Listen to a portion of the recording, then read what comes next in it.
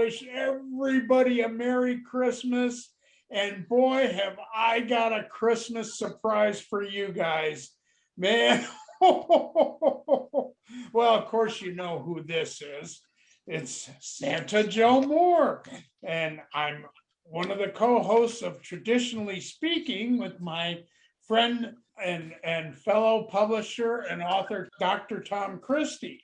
However, today I have the unparalleled pleasure of introducing you to a fabulous new book by Tom, and it's called A Totally Bodacious 90s Christmas. And I'll tell you, if you're familiar with any of Tom's books, you know he's written some fabulous books on the movies that we watch and the movies that have shaped our culture, our family, and our traditions. And this one is absolutely no different. I've been waiting a while for the 90s one to come out, and he just released it. And it just is coming out literally today as you're hearing this. So by all means, you need to look this one up. It is wonderful. And the 90s is one of those things that we should pretty well remember, although there are some wonderful movies in this book that I am not even familiar with. But first, before I get ahead of myself here, let me introduce you to my preferred guest, Dr. Tom Christie. Good morning, Tom. Hello, Joe, and a very Merry Christmas. Oh, and to you, my friend, and to you. So, Tom, wow. So what volume is this now? Is this number 4? No, this is the 3rd volume out of a series of 4. This is the 1990s. So, as you know, I've covered the 1980s, and then I went back to the 40s and 50s.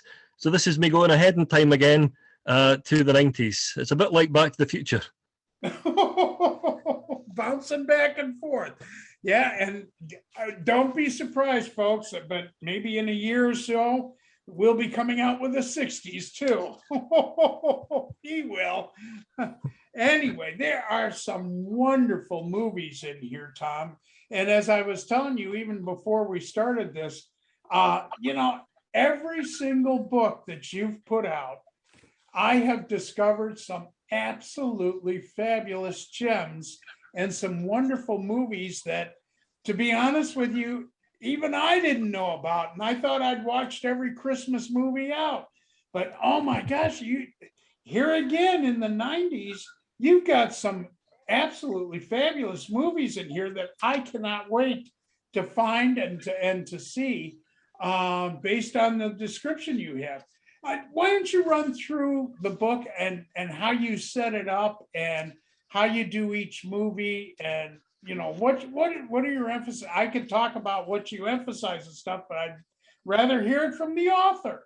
It was one of those things, the 1990s. It was a really important decade for Christmas movies, because you had the 1940s and 50s, which really was the golden age of the genre, and that's where you have all of the different conventions and themes of the Christmas movie coming together for the first time. You then had the 60s and 70s, which was really a kind of wilderness period. There were a lot of experimental movies at that point, but really the emphasis was on selling colour TVs, and really the TV movie, that was the thing. That's why you get all these wonderful things like, the Charlie Brown Christmas and How the Grinch Stole Christmas and those kind of features. But in terms of the cinema, not that very much going on until you get to the 1980s, and you have the second golden age where the Christmas movie is right back in the public eye again. It's making big money at the box office, and it really, from that point on, it was there to stay. So by the time you get into the 1990s, there's this renewed interest in Christmas movies. There's an interest in terms of content, in terms of themes, in terms of characters, and there's a great public expectation about these movies. So you have films like Home Alone. You have films like The Nightmare Before Christmas, A Muppet Christmas Carol, the remake of Miracle on 34th Street. And these are all films that have at their heart very traditional Christmas messages. But then you move on to some of the more experimental Christmas films. You get films like Jingle All the Way, Mixed Nuts, 29th Street. Films which took a slightly different tack. They might have been a bit more subversive in their approach, but all of them ultimately reinforce those classic Christmas themes of goodwill, friends and family, the importance of community, and the ability of Christmas to bring people together. These important themes that were laid down in the 1940s. Not to mention, they did a couple remakes, like you mentioned, The Miracle on 34th Street, which was remade and kind of brought up the date a little bit. And then, of course, The Preacher's Wife, which was an adaptation off of The Bishop's Wife, which is one of my personal favorites. So, yeah, I mean, and not to mention what else was going on during the 90s is we were really moving forward in a lot of the digital photography and doing some new things in cinematography that hadn't been done before. Mm-hmm. Yeah, absolutely. I mean, that's one of the interesting things, because you had films like The Nightmare Before Christmas, for instance, with all that amazing stop motion animation that's going on in there. But then you have films like Trapped in Paradise, which had a mixed response from the critics, but it was an interesting updating of films like We're No Angels. And it carries through that same kind of theme from the 40s, but bringing it up to date. And the interesting thing about that film, of course, is the fact that it kind of evokes Frank Capra as well. You have that very classic kind of Leo McCarey 30s and 40s Americana all going on in there as well. So it's a really intriguing mix of different styles.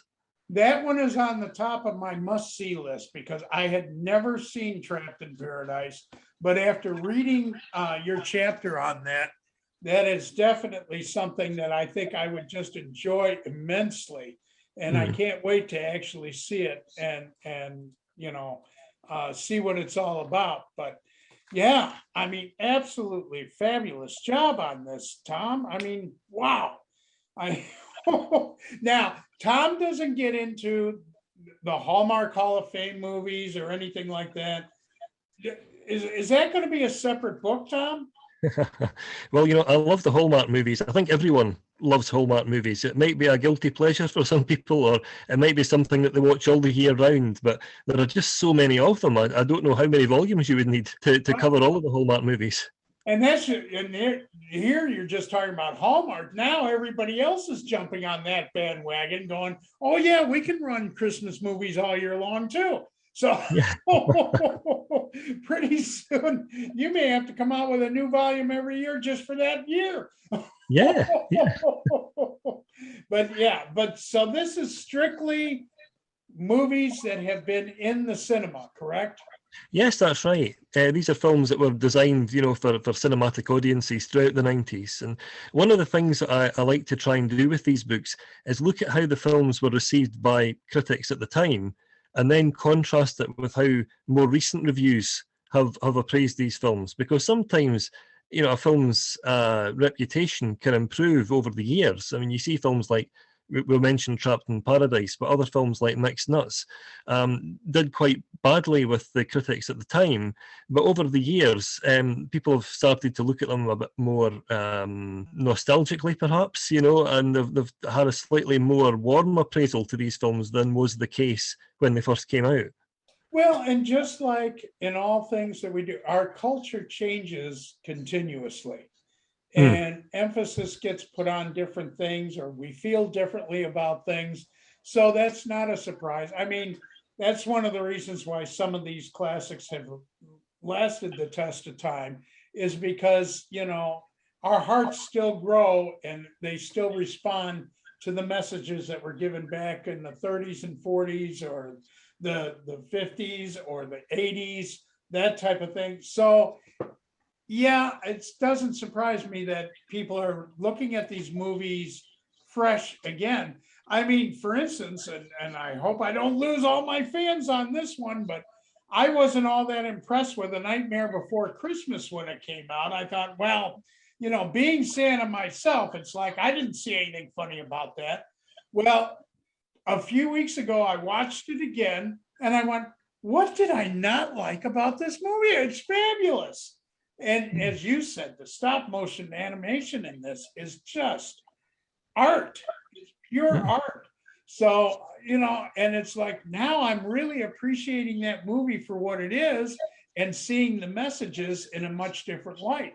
So it's fun that even if you're familiar with some of these movies that Tom has listed, and he has quite a few, you may want to go back and look at them again because you may feel entirely differently. And as you said, the critics have even changed their minds about some of these. And it's an interesting thing too, because you see some films where critical appraisal becomes much warmer over the years, and people find little aspects of the films that they enjoy, and they start to say, well, why was this film badly received in the first place? And then there are other films where the critical opinion hasn't improved, and you get an idea from watching it as to what makes a really classic Christmas film and what makes a film a decent but forgettable film. So sometimes there are all those different aspects that come into play as well. Well, and then of course, you've got a couple of these like the Home Alone, which became a franchise, as did the Santa Claus. And in fact, now that they're even coming out with new Santa Claus episodes now, starring Tim Allen and Elizabeth Mitchell and some of the former cast members. So yeah, it's one of those things that's ongoing now, which they couldn't do back in the 40s and 50s and so on, but they can do today. So it's kind of fun to go back and look at these again.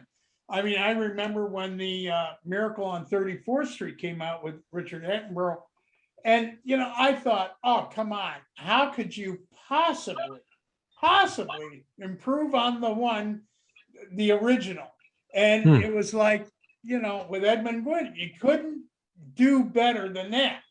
But I was wrong. It's equally charming, it's equally warm, and it kind of modernized it a little bit, but without getting carried away. So, I thought there's a lot of these people that take these projects on and they actually do a great job with it. Now, I'm curious, which one would surprised you the most when you wrote about it? It's a strange one actually, because films like Mixed Nuts, for instance, were fairly pilloried by the critics at the time. I thoroughly enjoyed it. I don't know why it was demonized to the extent it was, because there's so much in that film to enjoy, and so much talent on the screen. Between all of these big name actors, Steve Martin, Madeline Kahn, and obviously you also have Nora Ephron, who's the writer director, who'd also done Sleepless in Seattle and films like that. So there's lots to enjoy in that, because it's a very unconventional Christmas. It's set in Venice Beach in Los Angeles, so it's miles away from snowy backdrops and North Pole vistas and things like that. So I enjoyed that. I always have time for the Muppet Christmas Carol as well, because it's often said by a lot of Dickens scholars that it's actually the closest adaptation of A Christmas Carol to the tone that Charles Dickens himself would probably have wanted to strike. So from that point of view, it's always interesting to watch, because you always see something slightly different in it. There are so many, really nice little touches and details in that film. And of course, Home Alone, you mentioned. I mean, it's hard to believe it's been 32 years since Home Alone came out, but yeah, it was almost certainly the most profitable comedy of the 1990s.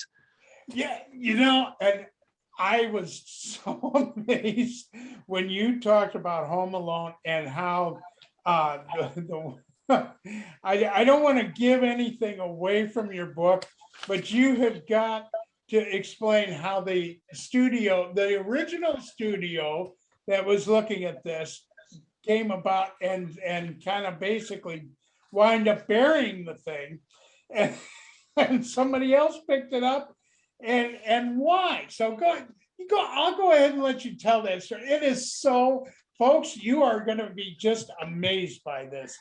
Go ahead, tell them what happened with the two studios. I think this is outrageous. Yeah. It's one of those stories, isn't it, that you can almost imagine, some executive hitting his head off the wall by what happened. But John Hughes, who produced the film and also wrote it, I mean, obviously very famous for his teen movies in the 80s and films like Planes, Trains and Automobiles, Uncle Buck, all of these really successful comedies in the 80s, really believed in this story. And he really wanted to have a child actor in the lead role. And the initial studio that he approached about it were very reluctant to have a child actor playing the lead part. They didn't think this was going to be commercially successful. So they ran the numbers with their accountants, and I think they'd worked out that the absolute maximum the film was likely to make was about 40 million. So they asked John Hughes to take a reduction in his budget, which I think at that point was set at around 19 million. So he refused to do that, and as a result, the film was pushed onto the back burner. So Hughes, being a very enterprising filmmaker, had shopped it around and had been able to pick up support from Fox, who did develop the film and gave him the full 19 million budget. And they must have been very pleased that they did, because it went on to make hundreds of millions of dollars. What did you say, like 350 million or something like that? Well, I think it was, it must be around that. That wasn't internationally, was it? That was just domestically? Oh, it's hugely popular abroad as well. Yeah, I mean, it made more money domestically than it did internationally, I think. But I mean, it was a vast amount of money. It was certainly the most profitable comedy of the decade. Not to mention, it had a couple sequels. Oh yes, it also did well. Yes, he certainly did, and I mean, it says a lot that they're still making these, Home Alone spin-offs now. I mean, there was one just quite recently on streaming TV, which got lots of press coverage and lots of interest. So, it says a lot that there's still so much warmth and enthusiasm for the franchise. Well, and this is the kind of thing, folks, you're going to read page after page in here, because Tom puts a lot of these little backstories that you would never know about unless you were in the industry itself and had heard through the grapevine. But that's what makes this book just such a wonderful read. Not only are you going to learn all about the movies and the characters and the directors, the producers, and everybody involved in making the film, but also you're going to learn some interesting tidbits that I'm sure in this particular case, the first studio would not want you to know about, that, that they goofed up so bad. But, you hear and read about this, look at the actors that have turned away roles and stuff, and then, spent the rest of their lives kicking themselves for doing so. But, that's just part of life. But that's what makes this book so much fun to read. I mean, and again, the title is A Totally Bodacious Nineties Christmas, Festive Cinema of the 1990s by Thomas A. Christie. And you guys, I can't emphasize enough some of the gems that Tom puts in here that, again, I never knew existed. And I'm hoping that, you're going to love this too. And oh, by the way, Tom, I have to congratulate you again. Extremis Publishing just took away another award for the second year in a row, did they not? Yes, that's right. That was the Independent Publishing Company of the Year at the Scotland Prestige Awards. Yeah, that was a really, we were quite blown away by that, actually. So yeah, if you're wondering how good this publishing house is and how good this author is, I can promise you, if you pick up this book, you won't wonder after that. So congratulations again on that. Boy, 2 years running.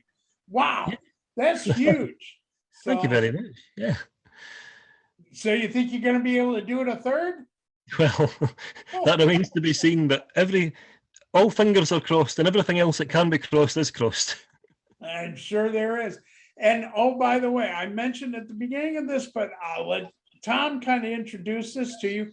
We also have a podcast going called Traditionally Speaking. And if you love Christmas, and if you love traditions, and if you love, and you would love to know how some of these traditions started, or you're not even aware of some of the traditions, you would love this podcast. Tom, tell them a little bit about it, what we do. Yeah, sure thing. Well, every month we have a new episode in the middle of the month, all about a different Christmas tradition.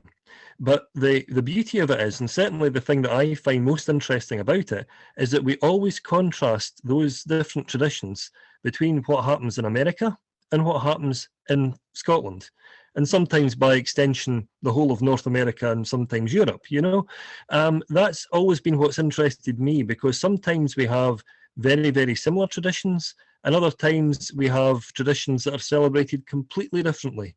And we're always able to talk about those things and find out where the differences lie and where the similarities lie. And also where they came from. And, that's I've had a great deal of fun researching some of this stuff for our podcast. I mean, because it just amazes me the history of some of these things. I mean, simple things like anything from Christmas crackers in Europe to eggnog in America. So, and it's just people don't always know what's going on or where these things came from or what they are. So if you're really interested in Christmas, by all means, check us out on traditionally-speaking.com. And I'll tell you, you'll have a great time with these podcasts too. Yeah, I mean, I find that, both of us actually are learning new things all the time. And it doesn't really matter what the subject is. We always have a good time discussing it. We do. I mean, Tom and I enjoy each other's company immensely, as you could probably tell from this. And whether you're reading his books or listening to our podcast or, reading some of the other fabulous books that are published by Extremis Publishing. I mean, he's got a lot of fascinating subjects out there that would hold your interest through a lot of dark days when you just want to be quiet and learn something new. And the amazing thing about it is, when I write these books, I always discover so many interesting facts that I had no idea about before I started researching them.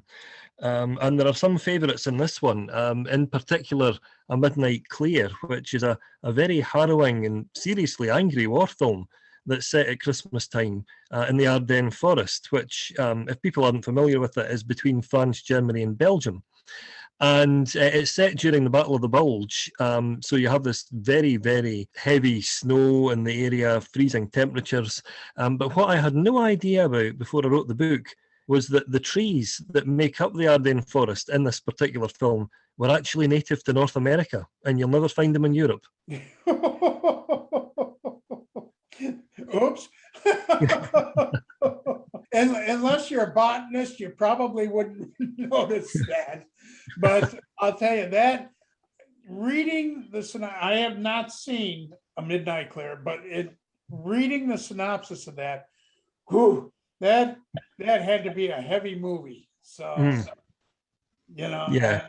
and it's certainly doesn't have the lightness and the fun of some of the other Christmas movies, but it sounds like an absolutely wonderful movie nonetheless. And the characters in it, I found myself already identifying with several characters and just feeling for people that went through anything like that in wartime. So, but again, so different from, and that's the amazing thing. Christmas has a lot of variation on its cinematography. Yeah, absolutely. And that's the amazing thing about 90s Christmas filmmaking, was there is so much variety. I mean, you have these comedies, you have dramas, you have, these harrowing films, and you also have films that are, quite wistful and, inclined to make you think about what Christmas really means. So, I mean, from that sheer variety of visual styles and narrative styles, that's what makes it such a special decade, because it laid the groundwork for many of the films that were to come in the decades after it. Well, Tom, let's tell them where we can find this fabulous gem of a book of yours. Obviously, it's just coming out now, but where would be the best place or the easiest place to locate one? Well, if you come onto the Extremis Publishing website at extremispublishing.com, you can see all of the various different participating online retailers, but you can also order it from independent booksellers as well. if you have the ISBN number. So if you check out the website, you can see all of the different places that are selling the book. Yeah, Tom sells internationally, as do I. So yeah, it's just a matter of just hunting it down. But by all means, if you want to really enhance your holiday season this year, I strongly advise you to pick up a Totally Bodacious 90s Christmas, Festive Cinema of the 90s. And of course, Tom's other books, which, are fabulous as well. The Golden Age of Christmas movies. And he's done a Righteously Awesome 80s Christmas. So if you're into the older movies, by all means, take a look at that, because again, there are gems that I didn't even know about until I read that book. And they've become my Christmas favorites that I watch year after year. And a Righteously Awesome 80s Christmas, you would find fascinating, because talk about different genres of Christmas movies. Oh, good heavens. I mean, you've got everything from slasher movies to romantic comedies and everything else that those years, don't you, Tom? Oh, yeah. And of course, that perennial controversy, is Die Hard a Christmas movie? A debate for a future podcast. Yeah, it's exactly right. There's some movies in there that you go, really, that was a Christmas movie? Yeah, well, just like A Midnight Clear, you really wouldn't think of it as a Christmas movie by itself, but it does take place at Christmas time, and obviously the theme of Christmas is in it. But that's not something you'd sit there and go, oh, you know what my favorite Christmas movie is. Mm. It's just unusual. So, yes. Anyway, well, Tom, again, congratulations. It's a great book, and you did another great job like you did with the other two. And we won't be waiting long, I hope, for the next volume to come out. So, but any last words, my friend? Well, just to tell everybody, thank you very much for all of your interest and support in the previous books in the series.